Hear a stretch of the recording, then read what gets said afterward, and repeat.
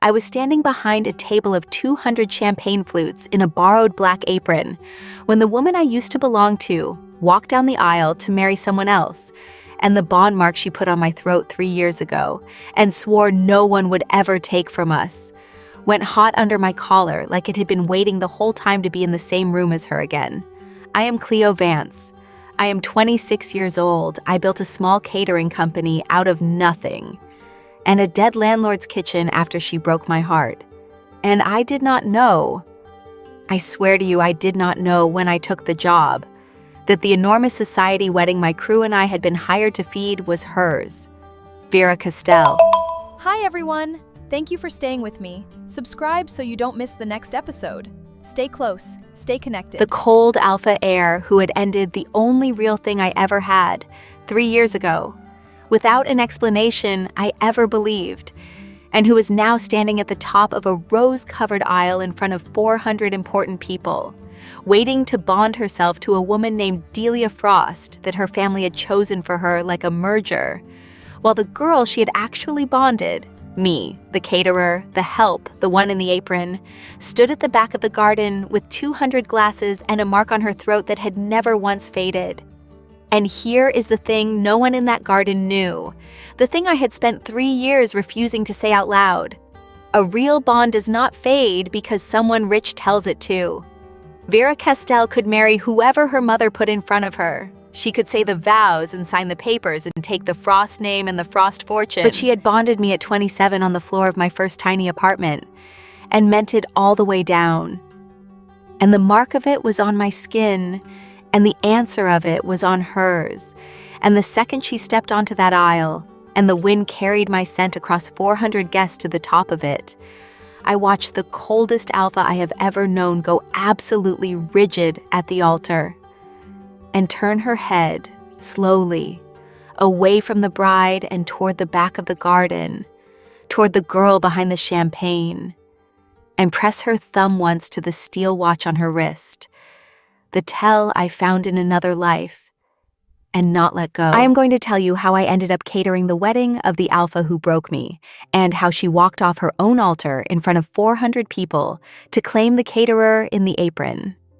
But you have to let me go back, because nothing about that garden makes sense until you understand the 2 years before it, when Vera Kastell was mine, and the one afternoon her mother took her away from me and made her believe it was her own idea. If you want to hear uncensored, too hot for YouTube stories, check out my Patreon in the description. Tell us where you are watching from and subscribe. I want to back up first. My name is Cleo Vance, and I feed people for a living. Really feed them. The thing under the thing. The meal that says you are welcome here and you are not alone. I did not come from money. I came from a mother who cooked in other people's kitchens and a childhood spent doing my homework on a prep counter. And I learned young that a plate of food is the most honest thing one person can hand another, because you cannot fake it. The care is in it, or it isn't. And people feel the difference even when they can't name it. I built my whole small company on that one belief, and I built it, if I am being honest, out of the wreckage of the year Vera Kastell left me. Because when your heart is broken, you have to pour it somewhere. And I poured mine into feeding strangers. My mother's name was Ruth, and she is the reason for all of it, the reason I cook and the reason I left Vera, though I will get to that. Ruth Vance cooked in the back kitchens of houses like the ones I now cater, and she never once got to sit at a table she had cooked for. She used to say that rich people forget the hands that feed them by the time the plate is cleared, and I thought she was being bitter until I grew up and found out she was just being accurate. She raised me alone on a line cook's wages and a fierce private dignity. And when I was 22, she got sick. The slow, expensive kind of sick that turns a poor family's whole life into a series of bills you cannot pay. And I learned then that the world will let a woman like my mother die on a schedule set by money. That is the ground I was standing on the day I met Vera Kastell. Remember it. It is the lever that broke us. I want to tell you about my mother's hands, because they are the thing I think about when people ask me why I do what I do. By the time she got sick, they were ruined, burn scarred across the knuckles, one finger crooked from a slicer she never let heal properly. Nails she kept short because a cook's nails have to be short. Those hands fed strangers for 30 years and were thanked by almost none of them. And when the sickness came for her, the first thing it took was her grip, so that near the end she could not hold a knife. And I would sit at her bedside in a facility I could not afford, and hold a spoon for her the way she had once held one for me, and feed her the soft, plain food that was all she could keep down. And she would tell me, in the small, clear hours, to never let anyone make me feel like the help. I did not understand until later that she already knew. Mothers always know before you tell them. She could smell the rich alpha on my clothes when I came from Vera's, and she never once asked, and she never once warned me. And I think it is because she wanted me to have, even briefly, the thing she never had. A seat at the table she cooked for. I did not get it in time to show her, but I got it. I want you to know I got it. In a garden, in an apron, 3 years too late for her to see. But that is the end of the story, and I promised you the beginning. 3 years before that garden, before the company, before the apron, I was 23 and working the line at a restaurant that catered private events for the kind of people I had only ever read about. And that is how I met Vera Kastell, at a party in a glass house, when the coldest, most beautiful woman in the room came into the kitchen after everyone else had gone home and found me eating the leftovers straight off the pass, and instead of being appalled, sat down on the counter where no guest is ever allowed to sit, and asked me what the best thing I had made all night was, and ate it out of my hand while it went cold. I have to tell you what Vera was, so you understand what I lost. Vera Kastell was 27 then, the only child and heir of the Kastell family, which is a way of saying she had been raised her whole life as an asset to be deployed, rather than a person to be loved. She had jet black hair and eyes the exact gray of a storm that has not decided to break yet, and she moved through the world the way weather moves. And she had a voice that never rose, and a face that never gave anything away, and a heavy steel watch she pressed her thumb to once before she let herself decide anything. The whole city was afraid of her, and she came into my kitchen at 2 a.m. and let me feed her. And something in the coldest woman anyone knew went quiet and warm, in a way I would learn, over the next 2 years, that no one else on earth had ever seen. She came back to that kitchen. That was the part I could not make sense of at the time, that a woman like that would find reasons. There was a second event 2 weeks later, and she came into the back again after the guests had gone, and a third, and by the fourth she stopped pretending it was about the food and started asking about me. What I cooked when no one paid me to. What my mother made when I was small. Whether I was happy. No one had asked Vera Kastell whether she was happy in her entire life, I would learn, and so she did not quite know how to ask it of someone else, and it came out of her stiff and strange and unbearably careful.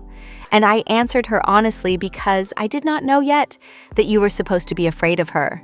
I think that was the thing that undid her. I did not perform. I handed her a bowl and told her the truth. And the coldest alpha in the city sat on my prep counter at 2 a.m. and looked like a person who had been thirsty her whole life and only just found out. The first time she came to my actual apartment instead of a borrowed kitchen, she stood in the doorway like she wasn't sure the invitation was real. It was one room, really. A bed, a stove with 2 burners that worked and one that didn't, a window that looked at a brick wall. And I watched Vera Kastell, who had grown up in houses with names, take in the smallness of it and go very still. And I braced for the flinch, the polite horror, the thing rich people do with their eyes when they price your whole life in one glance and find it wanting. It did not come. What came instead was that she took off her shoes at the door without being asked, and sat down on the floor because there was nowhere else, and asked what smelled so good. And I understood in that moment that she was not slumming and she was not pitying me. She was, for maybe the first time in her life, somewhere no one was watching her be a Kastell. She could put her back against my one wall and stop performing the weather. 2 years later, her mother would use that one room against me. But that night, it was just a place a frightened alpha finally got to breathe. There was a storm the first winter, one of the ones that shuts the city down, and she could not leave. And I watched something happen to Vera Kastell that I do not think anyone had ever seen. An alpha under stress runs hot. It is in the scent. a thing you cannot hide from the person you are bonded to, though we were not bonded yet. And the storm did something to her. Thunder against the glass and the power flickering, and the controlled woman I knew came apart at the edges, restless and raw and unable to sit still. And instead of the cold thing she performed for the world, she came and put her forehead against my shoulder and just breathed over and over until the storm in her matched the storm outside and then passed. She told me after that she had never once in her life been allowed to be that, undone, wanting, plainly needing another person and not ashamed of it. She had been taught that an alpha who needs is an alpha who can be moved, and a Kastell who can be moved is a liability.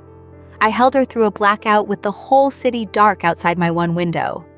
And I thought, I am the only person who has ever seen her without the armor. I did not know yet that being the only one who sees the real person is not always safe.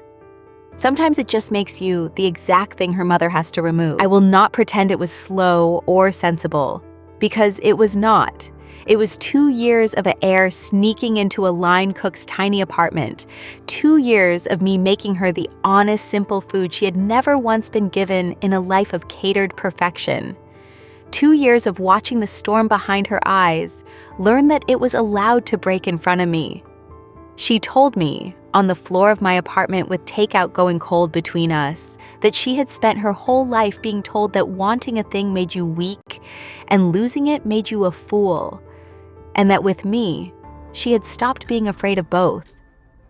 And one night in the 2nd year, without a word of ceremony, in the dark of that little room, Vera Kastell bonded me, put her mouth to my throat and marked me the way an alpha marks the one she means to keep for the rest of her life, and told me it was the first decision she had ever made entirely for herself. I believed her. God help me, I believed her all the way down. I need you to understand what that bond was because the whole rest of this story turns on it, and I do not want you thinking it was a young thing, said in the dark. In our world, an alpha can mark for show, a claiming that fades in a season, a fashion, a nothing. And an alpha can bond, once, all the way down, the kind that writes itself into the scent and does not come off, the kind you only get to do for real one time. Vera had been raised to save that for a merger, for a name, for the Kastell strategy, and she spent it on a line cook on the floor of a walk-up apartment, on purpose, with her whole cold heart. And when it was done, she pressed her thumb to that steel watch, and then, for the first time I ever saw, took it off her wrist, and set it on the floor and left it there all night. I did not know the whole language of what she had done. I only knew that the most careful woman in the world had just done the least careful thing of her life, for me, and that she was not afraid. I would spend 3 years learning exactly how much that bond had cost her, and exactly how permanent it was, standing behind 200 champagne glasses at her wedding to someone else. For a while, I let myself believe we would simply keep it, the secret, the apartment, the 2 in the morning warmth, forever, the way you believe things at 24 when you have never yet watched money win. We made small plans. She would put a real kitchen in a place that was ours. She would tell her mother when the timing was survivable, and there is never a survivable time to tell Corinne Kastell anything. But we were young enough to think there might be. I kept a spare key under a chipped saucer for her. She learned to chop an onion without crying, and was absurdly proud of it. I did not notice that in 2 years, she had never once let me come to her world, only ever come to mine. And I told myself it was tenderness, and not a cage. It was both. It is always both, with people who were raised the way she was raised. The cage was just better hidden than the tenderness, and I did not go looking for it because I was happy, and happy people do not check the locks. There was one night, the only one, that she took me to her world, and I should have read it for the warning it was. There was a Kastell function, some gala, and she could not get out of it, and at the last minute, reckless in a way that was not like her, she brought me as a guest instead of hiring my restaurant to feed it. She put me in a borrowed dress and walked me through a room full of people who ran the city. And for 2 hours, I watched Vera Kastell wear a face I had never seen. The public one, smooth and cold and armored all the way down.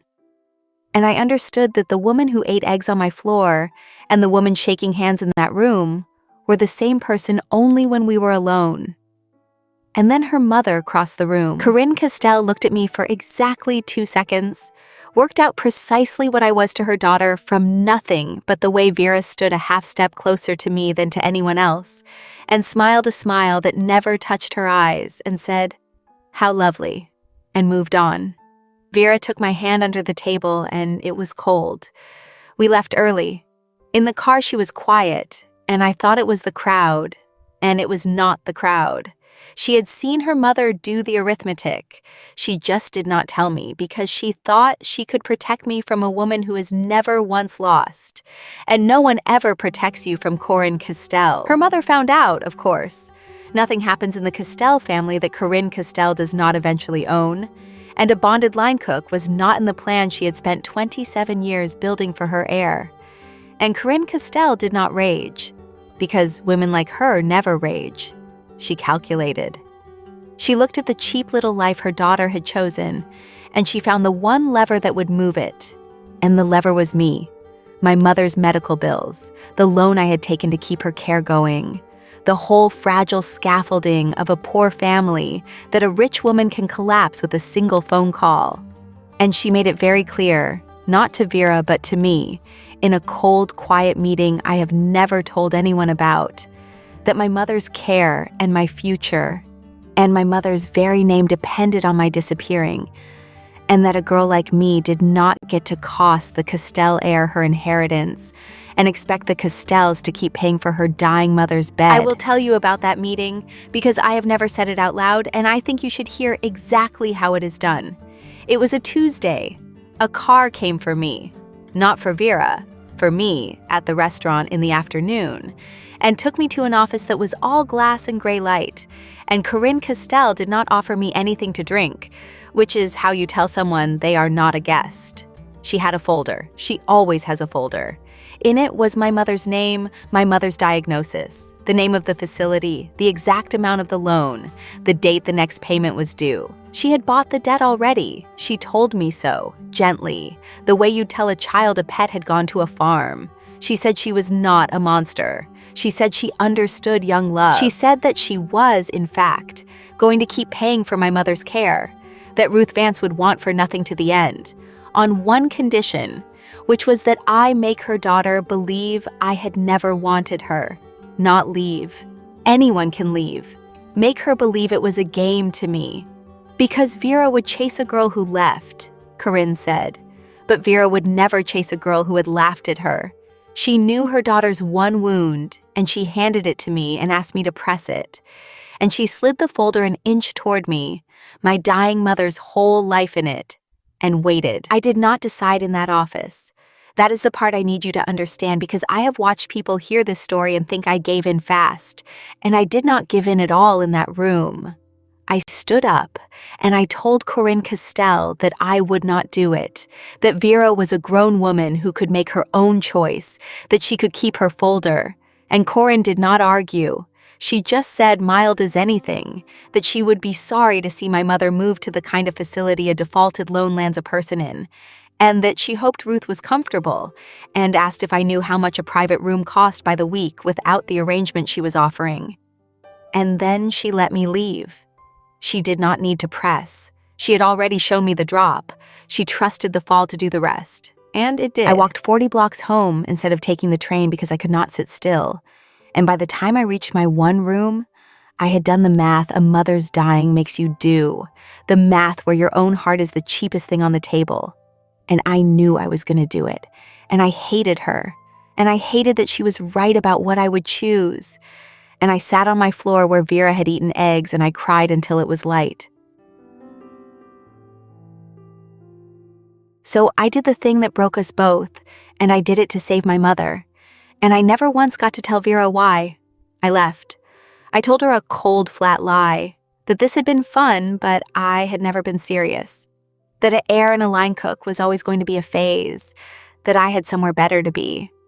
And I watched the one warm thing I had ever put into Vera Kastell go out behind those storm gray eyes, and I let her believe I had used her and left her, because the alternative was letting her burn her whole future to the ground for a girl whose mother was dying anyway. She did not chase me. Of course she didn't. I had just told her she was a fool for wanting me, the exact thing her mother had spent her whole life warning her about. I had handed Vera Kastell the perfect ending, and I had done it wearing her daughter's bond mark, which does not come off, no matter what you tell the person who gave it to you. I have gone over the last thing I said to her 10,000 times in 3 years, standing at prep counters at 4 in the morning. And I will not repeat all of it, because some of it I am still ashamed of. I made it cruel on purpose. That was the assignment, and I was good at it because I loved her. And you cannot wound someone that precisely unless you know exactly where the soft places are. I told her that a woman like me collects people like her for the story. I watched her decide to believe it, watched her take the belief on like armor, because armor was the only thing her mother had ever given her, and it fit better than my kindness ever had. She said, very quietly, "I see," which is what Vera Kastell says instead of screaming. And she pressed her thumb to that steel watch, and she put it back on, and she left, and I did not run after her. And that was the last I saw of Vera Kastell for 3 years, until I looked up from a table of 200 champagne flutes and watched her walk down an aisle towards someone else. My mother died anyway, 8 months later, cared for to the end. And I took the small insurance and the enormous grief, and I built a company because I could not be a line cook in that city one more day without seeing Vera Kastell's face in every glass building. And because feeding people was the only thing that had ever made the mark on my throat feel like something other than a wound. For 3 years, I built Vance Catering into a small good thing, and I told myself I was over her. The way you tell yourself a thing you need to be true so you can keep getting up. And I did not let myself notice that I had never once, in 3 years, let another alpha near enough to smell that the mark I carried was already spoken for. The night my mother died, I made her recipe. That is a strange thing to do, and I did it anyway. I went back to my one room, and I made the simple braised thing she used to make on the coldest nights of my childhood. The one that takes 4 hours and cannot be rushed. And I stood over it at 3 in the morning with the whole loss of her pressing on my chest. And somewhere in the 4th hour, stirring a pot for a woman who would never eat again. I understood what I was going to do with the rest of my life.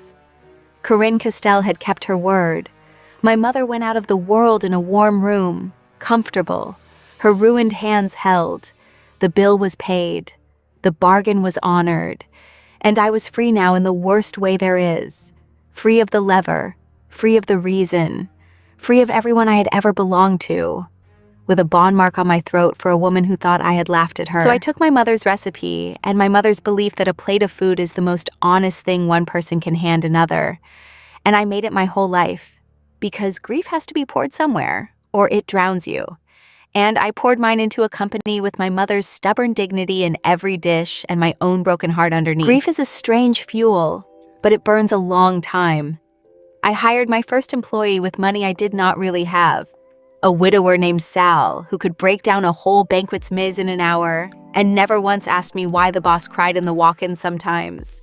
I catered christenings and retirement parties and the small, anxious weddings of people who counted every plate. And I learned that the people with the least money are the kindest to the staff, always, without exception. And I filed that away next to what I already knew about the rich. I built a reputation one clean event at a time. Vance shows up.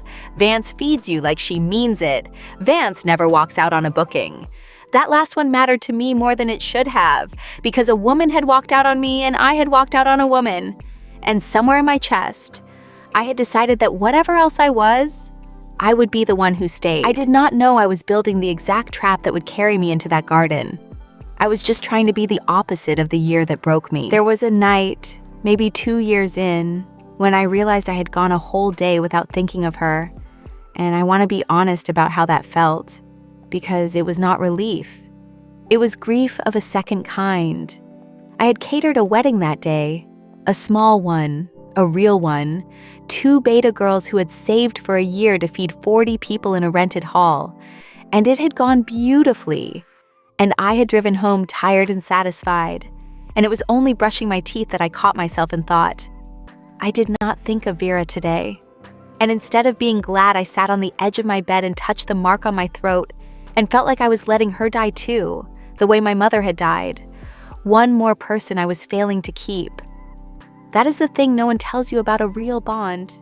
You do not get to grieve it and be done.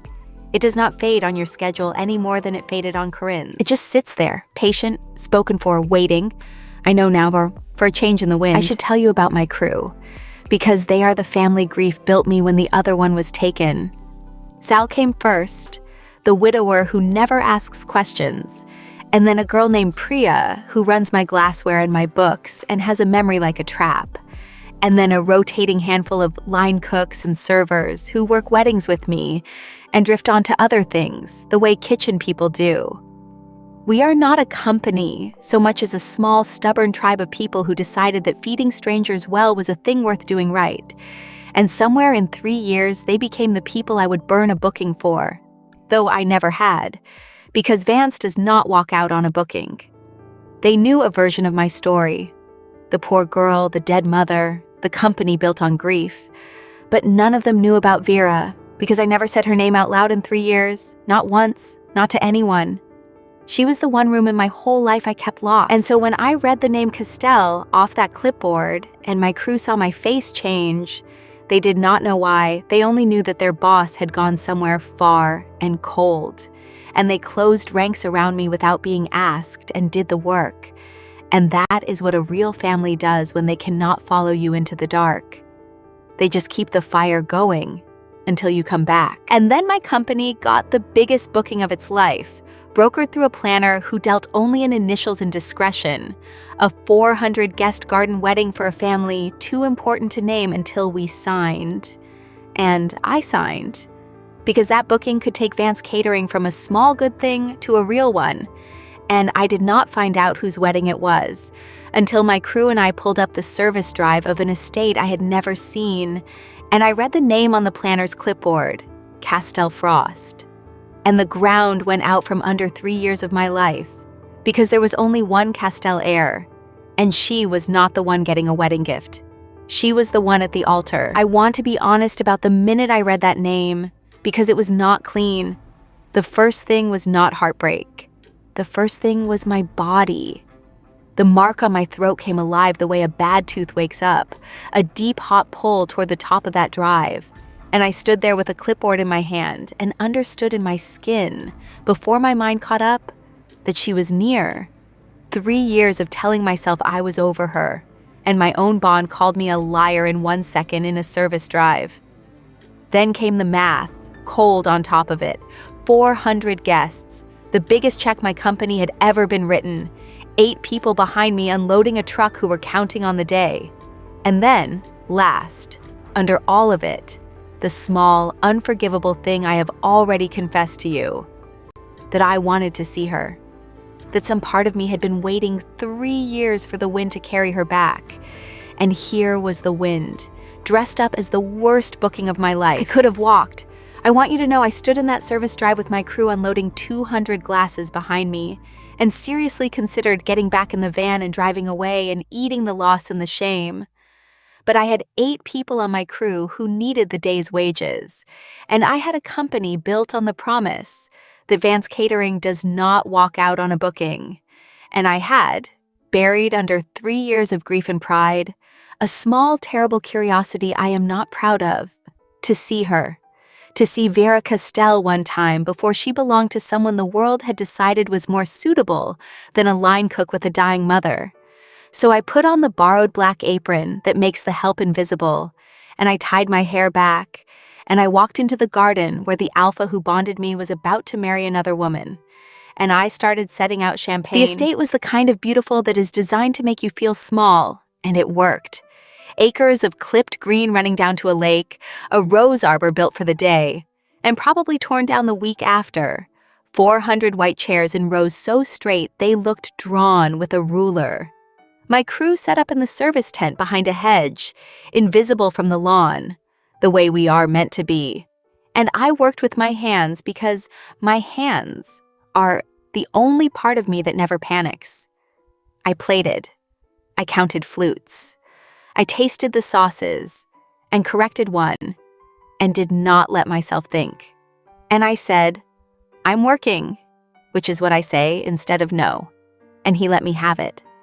And we kept moving, and the whole time the mark on my throat pulled north like a compass, toward the house where she was getting dressed to marry someone else. Twice during setup, I nearly saw her. Once a door opened up on the terrace, and a figure in dark clothing stepped out, and my whole body turned toward it before my mind could stop me, and it was only a planner's assistant with a clipboard, and I had to put my hand flat on the prep table and breathe. And once, worse, I heard her name, a cluster of the wedding party crossing the lawn near the hedge, laughing the too bright way people laugh at weddings. And one of them said, "Vera's not nervous, Vera's never nervous." And someone else said, "Cold as her mother, that one, poor Delia." And they laughed again and moved on. And I stood behind the hedge with a tray of canapes going warm in my hands and thought, they don't know her. Not one of them knows the woman who ate eggs on my floor and took off her watch. They are marrying off a reputation, a cold Kastell, an asset, and the only person in this whole garden who knows there is a real one underneath is the caterer. And the caterer is not supposed to be here. And the caterer is going to hold this tray and say nothing. I believe that right up until the wind. I saw the bride first, which was its own small cruelty. Delia Frost was everything I was not. Old money to Vera's old money, cool and gracious and bred for exactly this. A merger in a beautiful dress. And she was kind to the staff in the automatic way of people who have never had to be anything else. And I hated her for about 4 seconds, and then I could not, because she did not know. She did not know she was marrying a bonded alpha. She did not know the mark her wife-to-be had put on someone else had never faded.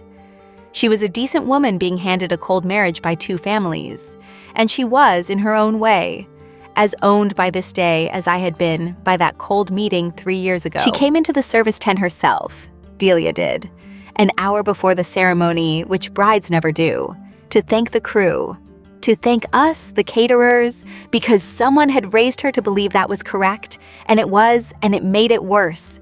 She stopped at me because I was holding the tray she reached for, and up close I could see what I had not seen from a distance.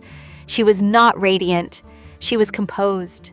There's a difference, and I have served enough weddings to know it in a heartbeat. She thanked me for the work and asked my name, and I said Cleo, and something flickered behind her eyes. Not recognition. She had never heard of me, but something. The way you feel a draft in a house and don't know which door is open. She held my gaze 1 beat too long. Then she smiled the trained smile and moved on down the line, thanking Sal, thanking the girl on glassware, a bride being kind to the help on the last hour of her freedom. And I watched her go and thought, she feels it too. She doesn't know what it is, but she feels that something in this garden is wrong.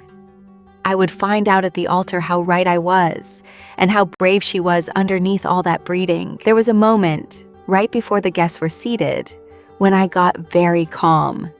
And I have learned since then that the calm was the most dangerous thing that happened to me all day. I stood at my table of 200 flutes in the gold light, and I made myself a promise that felt like maturity and was actually just fear in a nicer coat. I promised myself I would get through it.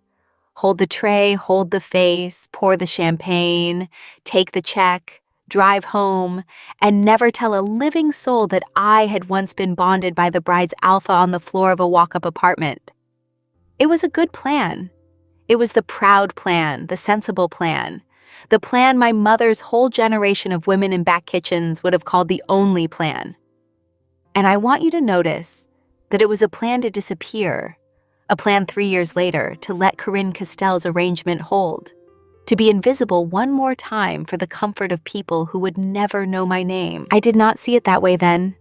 I thought I was being strong, I was being erased, and I was doing it to myself, and it took a change in the evening wind to save me from it. And then I saw Vera Kastell, presiding over the garden like a general over a field she had already won, and the 3 years fell away, and I was back in that cold, quiet room being told my dying mother's care was a lever, and I felt the old animal fear come up my spine. And then I felt something else, something I had not let myself feel in 3 years, which was fury. Because I was not a frightened line cook with a dying mother anymore. My mother was gone, past all their levers, and I had built something with my own 2 hands that Vera Kastell could not touch. She looked at me once across that garden, the caterer in the apron, and I watched her not recognize me. I was staff, I was invisible, I was beneath her notice, and I thought, cold and clear, for the first time in 3 years, you don't get to make me disappear twice. I want to sit in that 1 second, because it is the hinge of my whole life. Vera Kastell looked directly at me, at the caterer adjusting a run of champagne flutes, and her eyes passed over me the way your eyes pass over a lamp. 3 years ago, this woman had held my mother's death in a folder and moved it an inch across a table to buy my silence. And now she could not pick my face out of the staff. And I understood something about power that afternoon that I had been too frightened to see at 23. It only works if you agree to be invisible. Corinne had made me disappear once because I let her, because I was poor and scared and my mother was dying, and disappearing was the price of the medicine. But I was not poor and scared anymore. I had a company and a crew, and my mother was beyond her reach in the ground. And the only thing keeping me invisible in that garden now was a borrowed black apron that I could take off any time I decided to. I did not decide yet, but I felt the apron become a choice instead of a uniform. And that changed everything about the hour that followed. The ceremony began at sunset, the way expensive things do. And I stood at the back of the garden behind my table of glasses because a caterer's job is to be there and not be seen. And I watched Vera Kastell walk down that rose-covered aisle toward Delia Frost. And she was the most beautiful and the most dead-eyed I had ever seen her. The storm behind her eyes frozen solid. A woman walking to her own quiet execution in a $5,000 suit. And I hated how much it still hurt. And I told myself to hold the glasses and hold my face and get through the next 20 minutes, the way I had gotten through 3 years, quiet and invisible and fine. She was thinner than I remembered. That was the thing that got past my guard. Not how beautiful she was. She was always beautiful. But that 3 years had worn her down to something spare and careful and tired, an alpha running on discipline and nothing warmer. She walked the way you walk toward a thing you have agreed to and do not want. Her thumb never left the steel watch. I knew that walk. I had put some of it there. And I stood behind 200 glasses in a borrowed apron and did the arithmetic of my own cowardice. That I could hold still, that I could let her marry the Frost fortune, that in 20 minutes it would be done, and I could load the truck and drive back to my small good life and never tell a soul that the coldest alpha in the city had once set her watch on my apartment floor and slept without armor. It would have been the safe thing. It would have been the proud thing. I had my hand flat on the table, holding the most dead-eyed I had ever seen her, the storm behind her eyes frozen solid. A woman walking to her own quiet execution in a $5,000 suit. And I hated how much it still hurt. And I told myself to hold the glasses and hold my face and get through the next 20 minutes, the way I had gotten through 3 years, quiet and invisible and fine.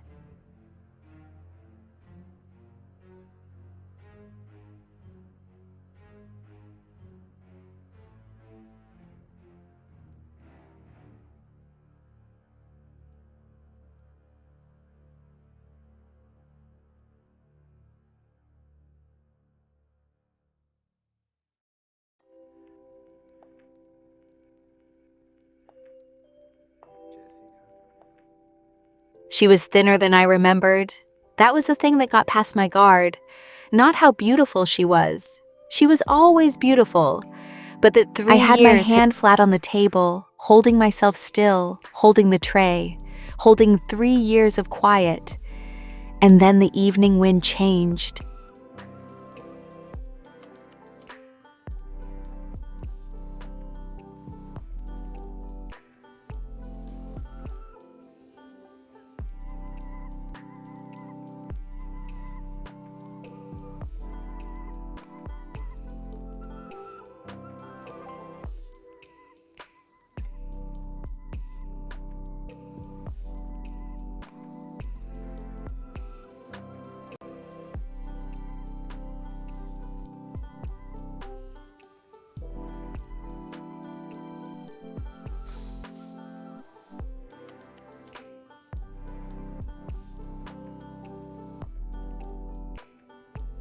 And then the evening wind changed, the way it does in a garden at sunset, and it carried my scent up the length of that aisle to the altar, and I watched it hit her.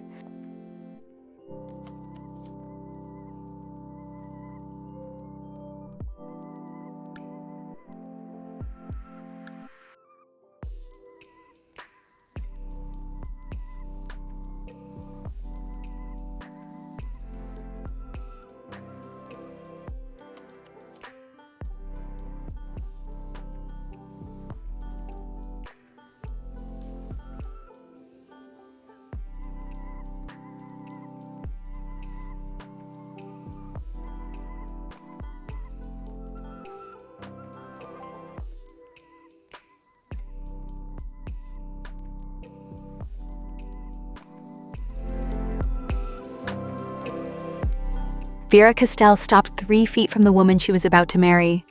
She went rigid the way she used to go rigid the second before she let herself feel something, and her head came up, and she turned it, slowly, helplessly, away from the bride and the officiant, and 400 of the most important people in the city. And she looked down the length of that aisle, past all of them, to the back of the garden, to the girl in the black apron behind 200 glasses, and her thumb found the steel watch on her wrist and pressed, hard, and did not let go. And I stood there, with the whole garden between us, and 3 years of a lie I had told to save my dead mother, and I watched Vera Kastell find me across 400 people, and go the color of someone seeing a ghost she had buried herself. Well, she did not say it loudly. She did not have to. The garden had gone the specific silence of— "A wedding is a machine, and machines do not stop gracefully." The officiant, a smooth man who had clearly done 1,000 of these and never once had one break in his hands, kept trying to restart it, saying Vera's name, saying, "Shall we continue?" Reaching for the momentum the way you reach for a railing on a stair that isn't there. The string quartet, uncertain, played a few more bars and then trailed off into a silence worse than no music at all. 400 people who had come to watch two fortunes merge sat in their white chairs and slowly understood that they were watching something else, something raw and unscripted and real. And I watched the understanding move through them in a wave. The front rows first, the family, the ones who could see Vera's face, and then back and back through the garden, until even the guests in the last row who could not hear a word knew from the shape of the silence that the wedding was over. And through all of it, Vera Kastell did not move and did not look away from me. One still point in a garden coming apart. A woman who had just heard her own name in her own mouth and remembered all at once who she was under the suit. The machine was still running. Vera Kastell moved to save it the way she saves everything. Rising from the front row smooth and cold, saying her daughter's name like a command, saying something bright and dismissive to the guests about nerves and about the heat. And that, her mother's voice, was the thing that broke the spell the exact wrong way for Corinne, because Vera Kastell turned from the altar and looked at her mother, and 3 years of a frozen storm finally cracked. "You told me she left because she never wanted me," Vera said. And it carried now. It carried to every seat in that garden. "You told me she took a better offer and laughed about the country girl who thought a Kastell would keep her."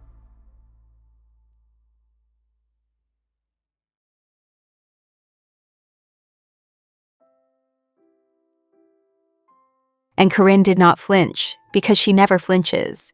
And that was the tell that finally told her daughter everything.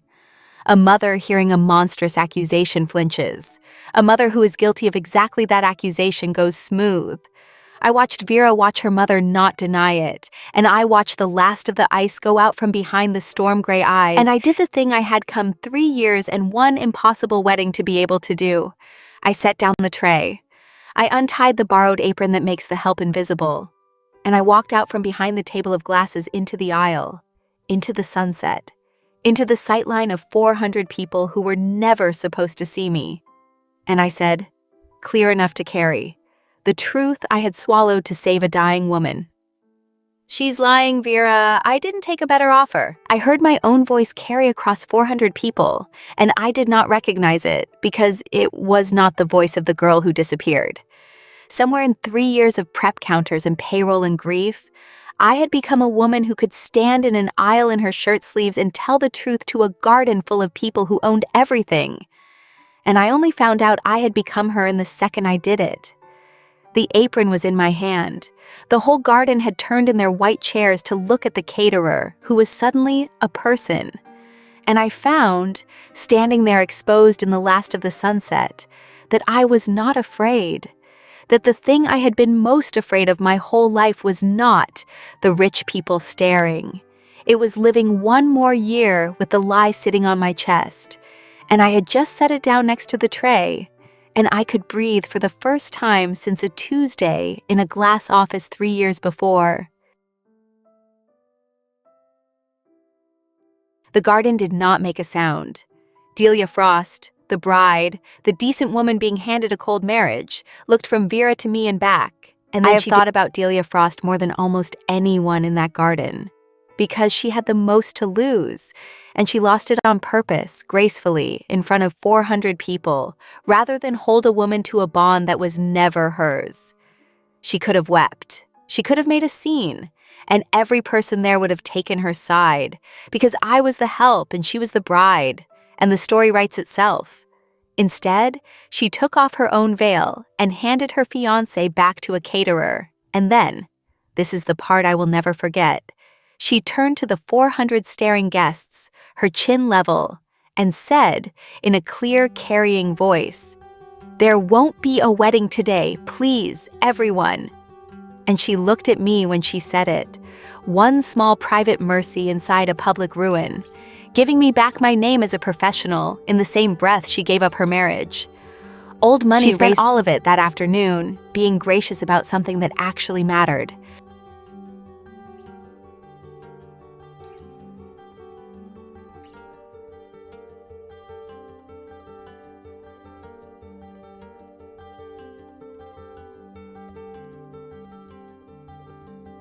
Vera Kastell came down the aisle then. She came down the whole rose-covered length of it, past her mother, past 400 people who owed the Kastells everything, past the woman she had almost married. And she stopped in front of the caterer in her shirt sleeves with the apron in her hand, close enough that I could feel the bond go tight between us for the first time in 3 years. And she said, low and wrecked, only to me, "Show me. The mark. Tell me it's real. Tell me I didn't imagine the one true thing I ever..." And I pulled my collar down off my throat. The sound Vera made when she saw the mark is not a sound I have the words for, and I have been trying to feed people the truth my whole life.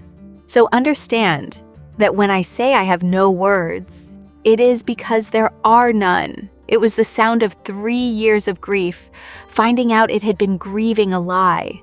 Her hand came up and hovered over my throat without touching it, the way you hover a hand over a fire to check it is real, and her breath went ragged. And the coldest alpha in the city, the woman 400 people were afraid of, the heir who never let her face give anything away. Vera Kastell made her last move then, because women like her always have one more. And hers came at me quiet and cold across the wreck of her daughter's wedding, the same lever in a new decade. "Whatever you think you're owed," she said, "close, lethal, name it. The company you built, I can make it, or I can end it with 3 phone calls. You've embarrassed this family in front of everyone that matters." The first time, she had bought my disappearance with my dying mother. This time, she put my whole company on the altar and waited for the caterer to be sensible. And I looked at the woman who had made me tell the person I loved the cruelest lie of my life. And for the first time, I was not the frightened girl in the cold room. "You already made me disappear once," I said. "It cost you your daughter. You just didn't find out for 3 years."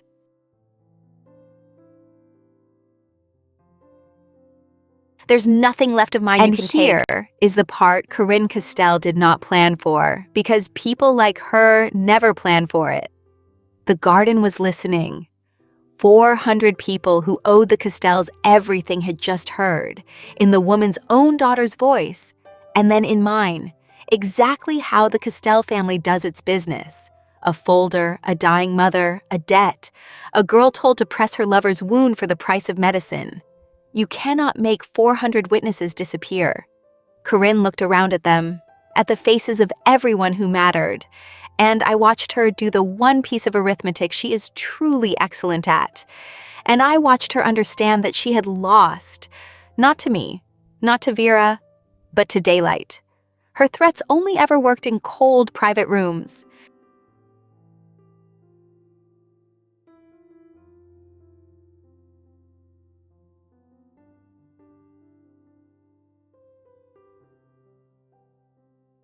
Out here in the sunset in front of everyone, they were just a rich old woman hissing at the caterer, and she knew it.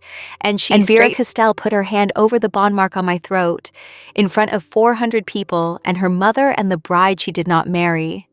And the coldest alpha in the city said the thing that ended 3 years of a lie. I let them tell me you left because you didn't want me.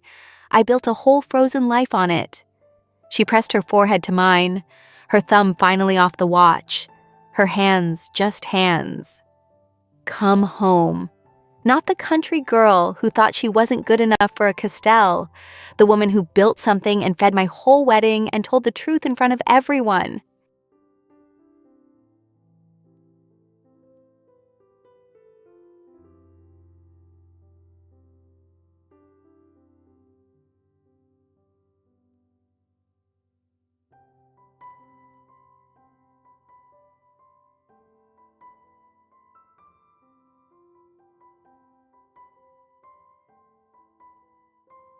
I did not answer her with a word. I have handed people the truth on a plate my whole life, because I do not trust words to carry it, and I did not trust them then. We walked out of that garden together while 400 people were still deciding what they had seen, and I did not take off with her in some cinematic way. I had a crew. I want you to know that even then, even walking out of the wreck of her wedding with her hand in mine, I stopped at the service tent and I told Sal to break down clean and bill the full amount and take the crew home. And Sal looked at Vera Kastell standing there in her ruined wedding suit holding the caterer's hand, and he said, "I always hated this family, boss," and started stacking chairs. And that is the most loyal thing anyone has ever said to me.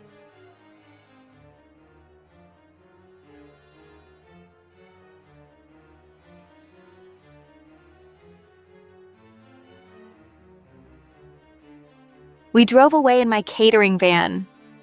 Of all things, Vera Kastell folded into the passenger seat of a van that smelled like canapes, still in the suit, and neither of us said much, because there was 3 years to say and no way to start. And at a red light, she reached over and put her thumb to the mark on my throat, gently, just to feel that it was real, and left it there until the light changed.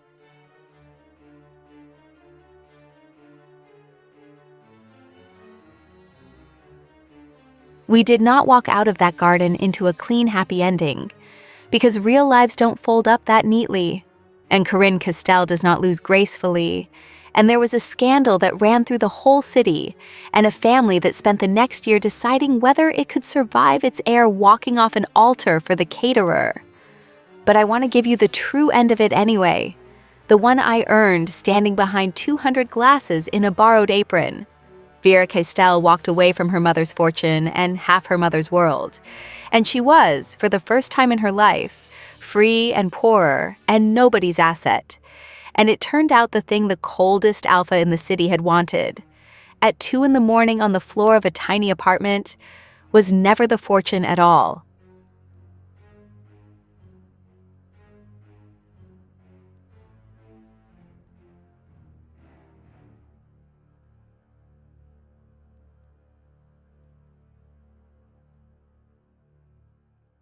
She came to work at Vance Catering, and she was terrible at it and then good at it, and she learned to plate a thing with her own 2 hands, and every night she still presses her thumb to that steel watch out of an old habit before she lets herself be happy.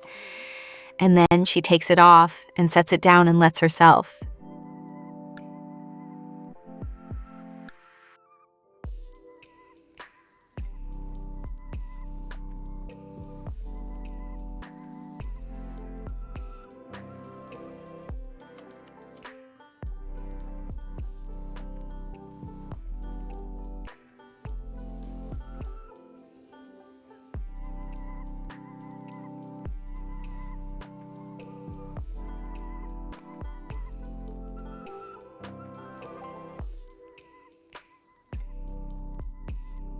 The first month was hard, and I will not pretend it wasn't. A woman raised to be an asset does not become a person in a weekend, and there were nights she went cold and quiet, and old habits closed over her like ice. Nights she waited for me to leave because everyone in her life had eventually left or been made to. Her recipe gets made now by a Kastell, in an apron, for the girl she raised. I think about that more than I can say.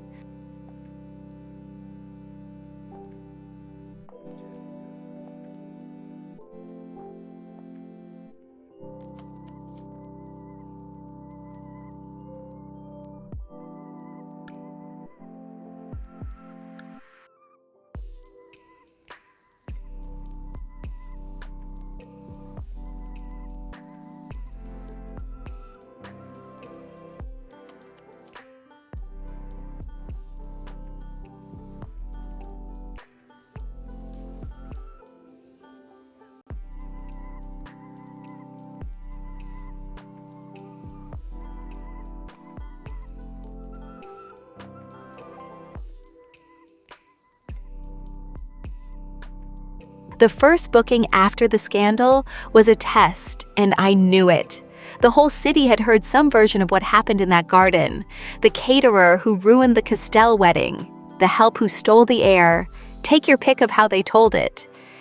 And I had a company with my name on it, and a reputation that was suddenly the most talked about thing in the industry for all the wrong. And then I put on my own apron, mine, not a borrowed one, and I worked that gala with my head up. And I fed 300 of the city's most powerful people the best meal of their year. And I watched them realize, plate by plate, that the woman they had been gossiping about was simply extremely good at the thing she did. Vera worked it with me, badly, carrying trays. And half the room did not know where to look. But the food was undeniable, and the food is always the argument I win. Bookings went up after that, not down. It turns out the city will forgive you almost anything if you can feed it like you mean it. My mother could have told them that.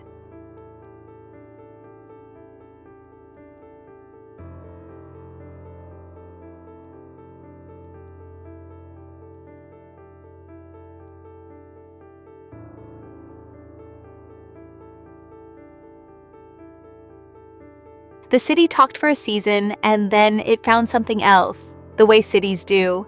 The Kastell-Frost merger died with the wedding, and both families survived it. Poorer in the ways that don't show. Delia Frost sent me a note a month later. A real one on heavy paper, the old money way, that said only, "You did us both a kindness by being unable to hide it." She has hired Vance Catering 3 years running now, and she is always the kindest person at her own parties to the staff. And she and Vera are impossibly something like friends. Two women who were almost sold to each other, learning to like each other in freedom. Corinne, I do not speak to.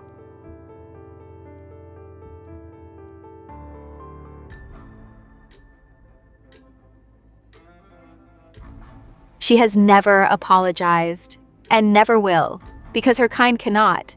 But she came to one of Delia's parties last autumn, and I served her a plate with my own hands, and she looked at the mark on my throat, and she looked at her daughter, happy in an apron across the room, and she ate what I gave her and said nothing.